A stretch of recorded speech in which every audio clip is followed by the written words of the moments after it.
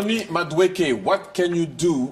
Can you create something when your team cannot help you? That's exactly what he did. Takes the ball, said to the player from Bruges, go to the gym, gets inside and smashes it off the crossbar.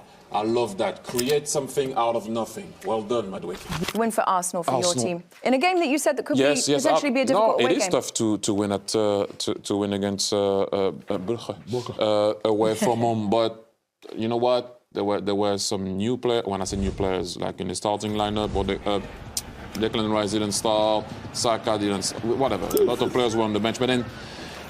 You know, this is what I'm saying. What can you do? Can you create something out of nothing? Again, you know, Noni Madueke sending a player in the gym first over there, turns, go back inside. Hey, boom, move, go back inside, and then he had one thing in his mind is to strike that ball in. What a goal! And then he got a complete contrast to the first goal.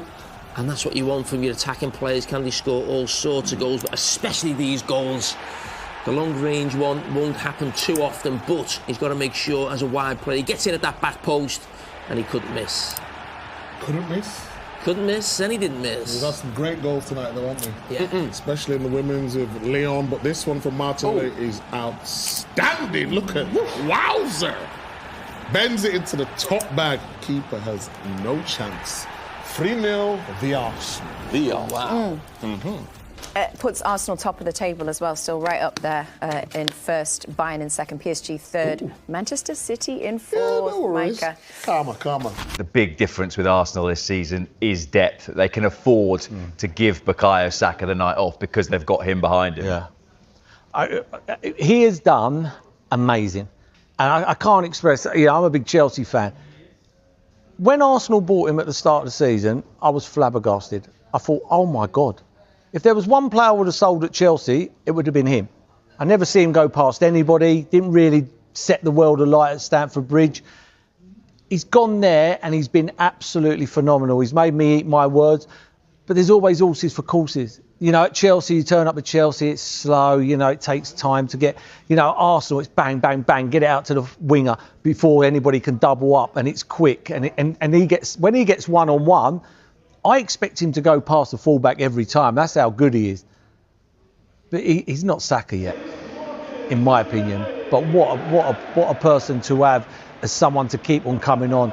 As good as anybody, and probably better than Saka at 1v1s. I think if you can get him 1v1, I think he's absolutely outstanding.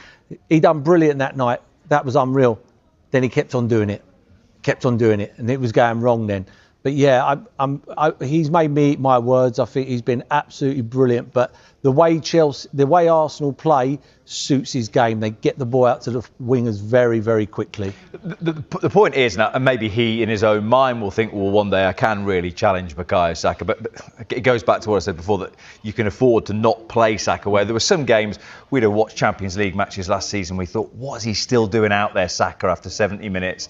But also he can play on the left. He gives you options across that front line, flexibility, and as we've said, Mikel Arteta now isn't just calling on 13, 14 people to try and get through 4 competitions.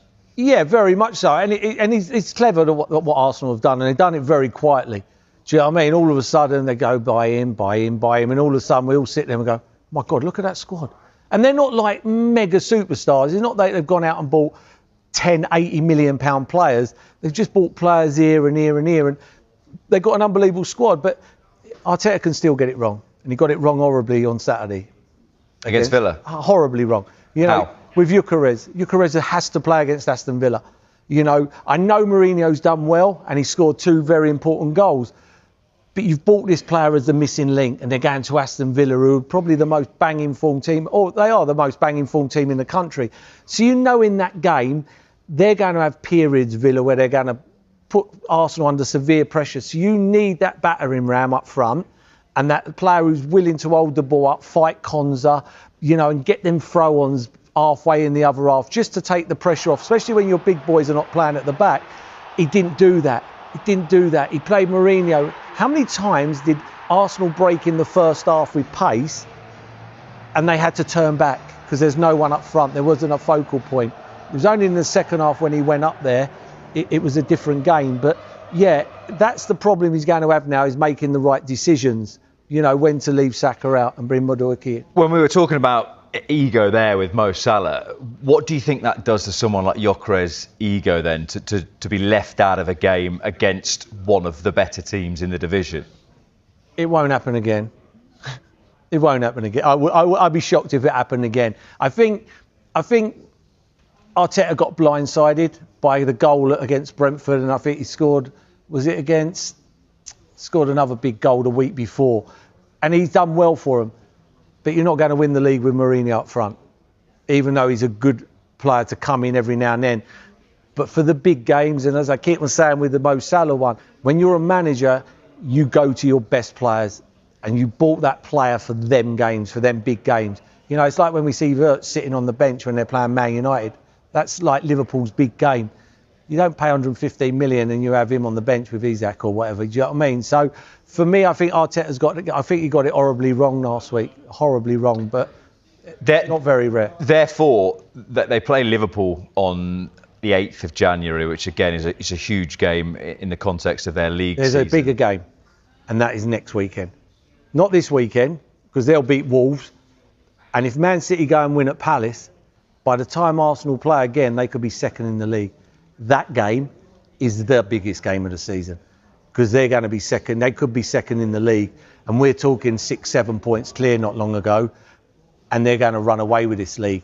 It's a lot different playing when you're all of a sudden you turn up at the game, you could be second in the league, and you're like, wow, where's that come from? We can't play any better. We've been really good, and we're second in the league. And Man City haven't been amazing. There's weaknesses there, aren't there? There's weaknesses, but they keep on getting over the line in certain games, and other games they're dominating.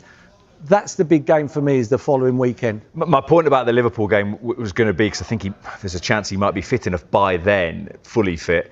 In the biggest of games, does Gyökeres start down the middle, or does Havertz start down the middle in that position? Good question. Good question, because Havertz is a good player. You know, very top draw player.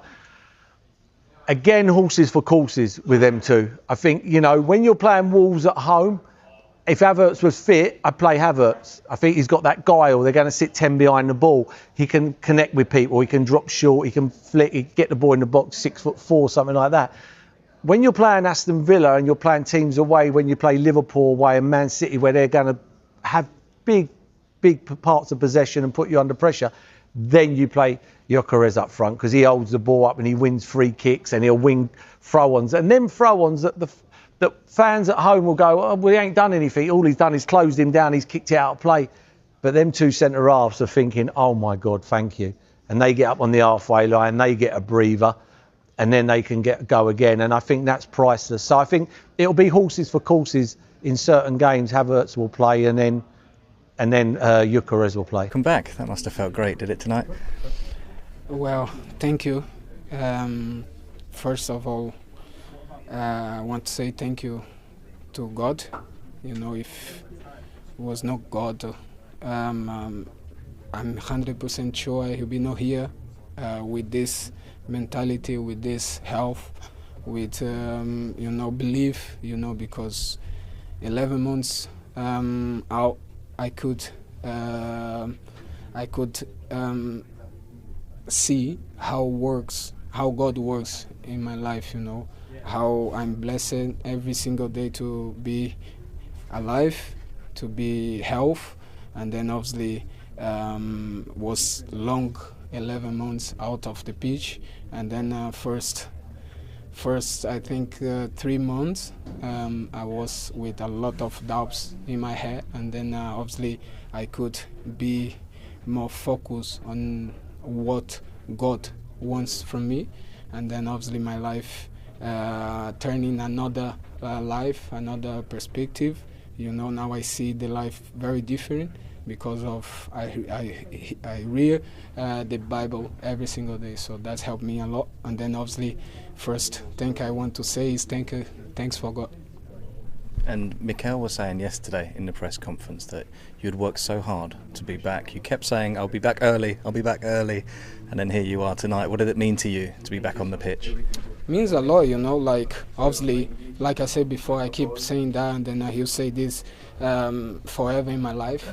If it wasn't Jesus, I will be not here. I will be not like I am now. Obviously, like I said to the boys, now everyone were expecting me to score, and then obviously I want to score. I had some opportunities, but even with that, I'm so happy and I'm so pleased, you know, because to come back and then to have some touches that I had tonight, and then the way I could move, the way I could keep the ball, and your movement, did some movement, good movements. So with 11 months of doubting myself and then scared to, you know, to come back different, you know, with some limitation, just to see, you know, it's just to walk outside and then, you know, play around the ball, you know, play with the boys. I'm so pleased, and then obviously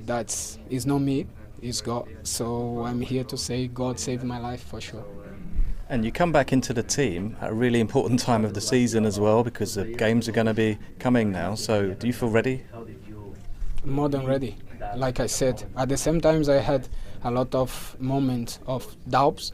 I was believing myself as well, because like I said, read the Bible every single day helps me a lot to keep believing, keep fighting, keep work every day, you know, because there's no easy, you know, when you just doing like same thing every single day, work in the gym for like almost like 6 months, and then after I started to train outside alone, you know, and then obviously for me was very important, like and then also one more like very important thing is the people around me, you know, like my wife, who helped me a lot every single day. You know, the first 2-3 months she was exceptional about like health stuff, food.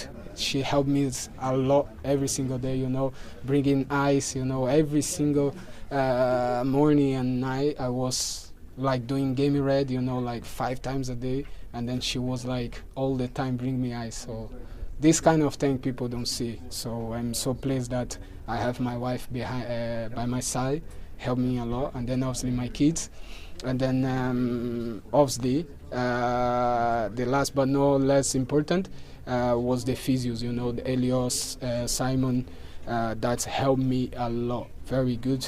The Isaac as well, he went to Brazil with me, him and Elio, so they helped me a lot. They keep, you know, Elliot every single day, he was pushing me every single day, so I'm so pleased. And then if I'm like strong that and then if I come back early and then strong, is because obviously